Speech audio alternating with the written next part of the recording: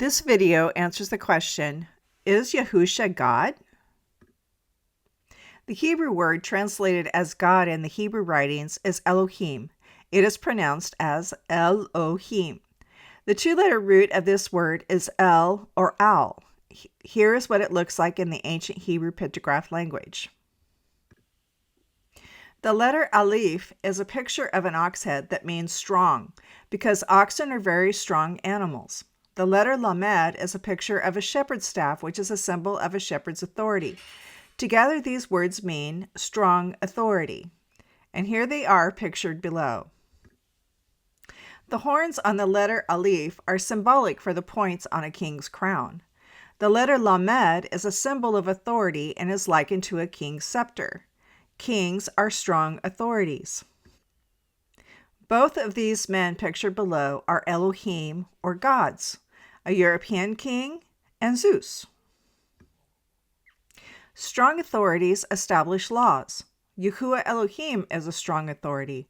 He has established the laws for his kingdom, and they are found in the written law of Moshe.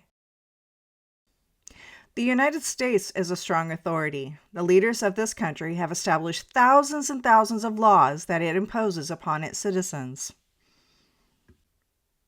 This is what the United States sees in regards to obedience and disobedience. The United States established laws. Those who obey are law-abiding citizens, and those who disobey are criminals. The Statue of Liberty is a perfect example of a strong authority with a crown with points on it like the Aleph in the ancient Hebrew pictograph language. Yahusha obeyed our father, and Adam disobeyed him. Yahuwah Elohiym, just like the United States government, has established laws for his kingdom, and they are found in the law of Moshe. Those who obey are law-abiding citizens like Messiah Yahusha. Those who disobey are like criminals from the perspective of the United States and are more like Adam. Testimony tells us that Adam wanted to be like Yahuwah and establish his own laws. So here we see two kingdoms presented, Yahuwah Elohiym with the law of Moshe, and then Adam, who could be represented by any country of the world or any religious belief system, who established the laws of man. The people who obey him are rebelling against Yahuwah because they're obviously not following the laws of Moshe. People who obey the laws of Adam serve him and are not serving Yahuwah. We can replace Adam's name with any leader, such as the Pope. He establishes laws for his religious belief system. The people who obey him are rebelling against Yahuwah because they're choosing to obey him and his laws rather than the laws of our Father. We can replace Adam's name with Pharaoh, who had a kingdom and he established laws. People obeyed him, but the people who obeyed him were rebelling against Yahuwah because they were following his laws instead of the laws of Yahuwah.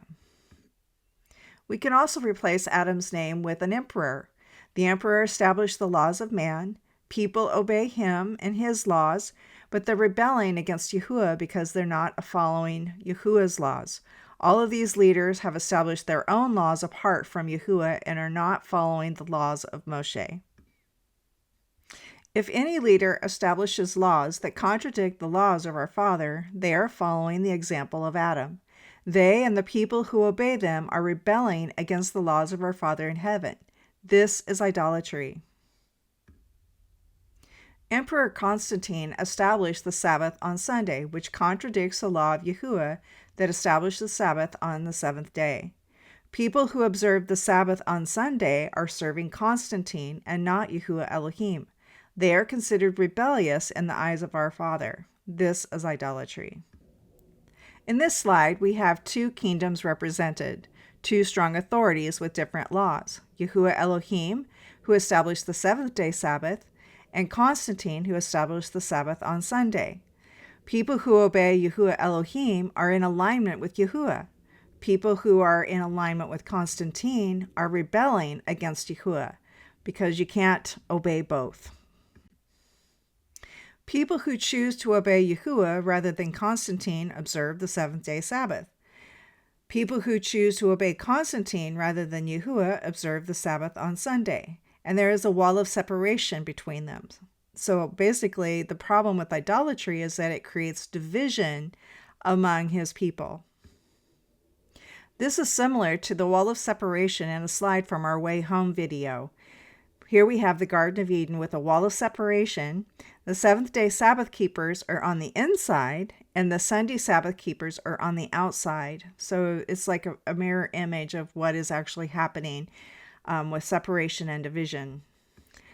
This is why idolatry is so bad in the eyes of our Father. He does not want his family to be divided. He wants to be united with his people. He wants us to be one together. Idolatry essentially is a free will decision that we choose to do.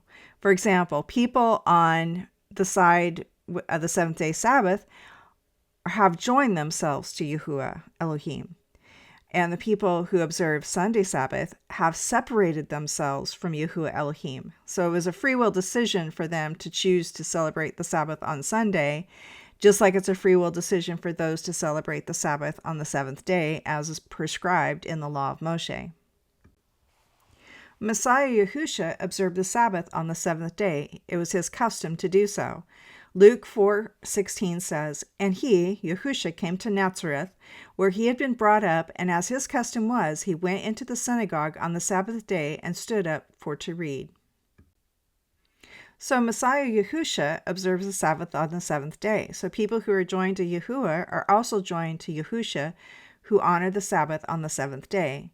And the people who observe the Sabbath on Sunday have separated themselves from Yahuwah as well as Yahusha.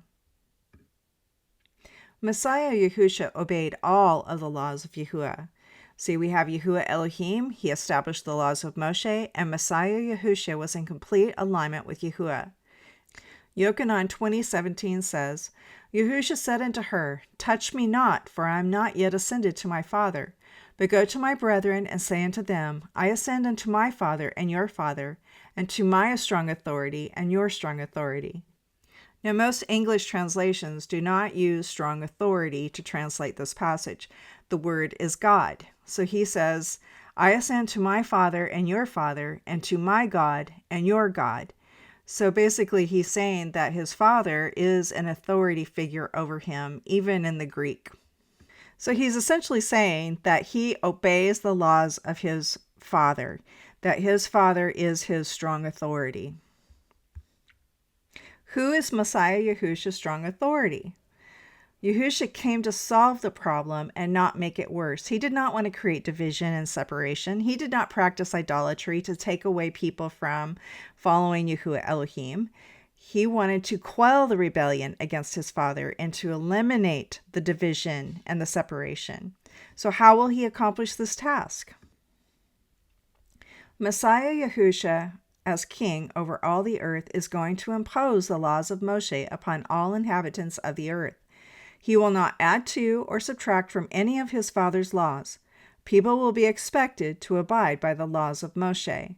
So here we have Yahuwah Elohiym, Messiah Yahusha as the king, because Yahuwah Elohiym is Yahusha's authority, strong authority. He is going to rule according to the law of Moshe, and he's going to rule the nations according to the law of Moshe. Tehillah 2:2-3 says, The kings of the earth set themselves, and the rulers take counsel together against Yahuwah and against his anointed, our Messiah, saying, Let us break their bands asunder and cast away their cords from us. Well, that little line between the law of Moshe and the nations is the cord, or what is binding upon the nations. So these people are resistant to the laws of Moshe, and they do not want to abide by them. This is what our Messiah will do according to this Tehillah. He says, You shall break them with a rod of iron. You shall dash them in pieces like a potter's vessel.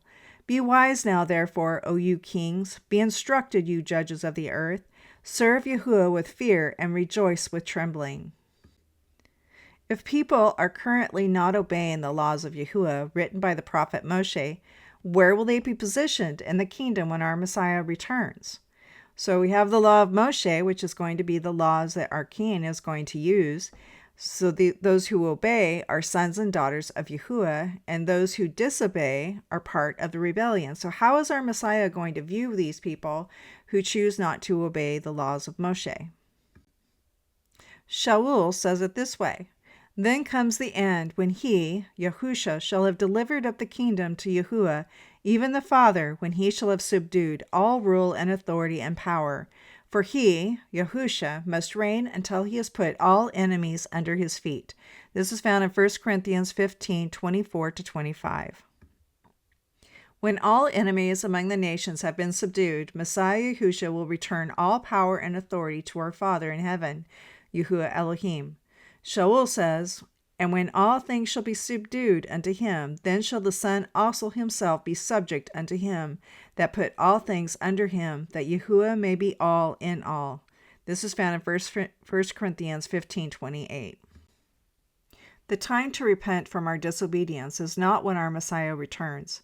We need to do it now, or we may find ourselves in a bad situation. This is what Yeshayahu says about our Messiah's return. It says, But with righteousness shall he judge the poor, and reprove with equity for the meek of the earth. And he shall smite the earth with the rod of his mouth, and with the breath of his lips shall he slay the wicked. This is found in Yeshayahu, Isaiah 11:4. Let's consider an example. If our Messiah allowed lying, it would start as a simple little thing, but then it would progress to a point when we would not even be able to discern whether or not our leaders were telling the truth. Kind of like what we experience today. So how can lying create lasting peace in the earth? It cannot. This is just one example of many in our Father's laws. Yahusha is a king, therefore he is an Elohiym. It says in Tehillah 2:6-8, Yet have I set my king upon my set-apart hill of Zion. I will declare the decree. Yahuwah has said unto me, You are my son. This day I have begotten you. Ask of me, and I shall give you the heathen for your inheritance, and the uttermost parts of the earth for your possession. Adam and his sons have chosen to rule according to their own laws. Their kingdoms rise and fall. Their kingdoms are not characterized by everlasting peace. Messiah Yahusha could rule by his own law, but he has chosen to rule according to the laws of Yahuwah as written by the prophet Moshe. For this reason, his kingdom will last forever. Yeshayahu 9:7 confirms this. This prophecy says, Of the increase of his government and peace there shall be no end, upon the throne of David and upon his kingdom, to order it and to establish it with judgment and with justice from henceforth even forever. The zeal of Yahuwah of hosts will perform this, so it most assuredly will happen. I think we have sufficiently answered this question. If you would like to learn more, please visit us at ourfathersway.com.